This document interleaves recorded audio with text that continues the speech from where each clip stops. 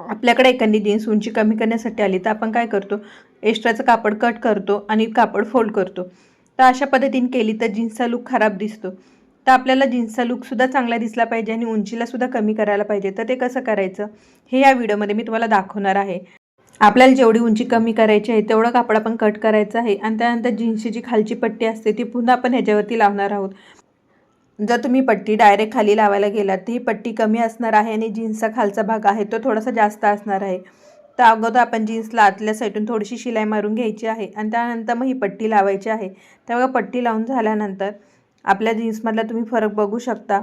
आता तुम्हाला जर असं वाटत असेल की जीन्सचे धागे वगैरे निघत आहेत तर तुम्ही याला ओव्हरलॉकसुद्धा करू शकता किंवा मी हाताने डबल फोल्ड करून हात शिलाई करून घेत आहे, जेणेकरून आपले धागेसुद्धा निघणार नाहीत.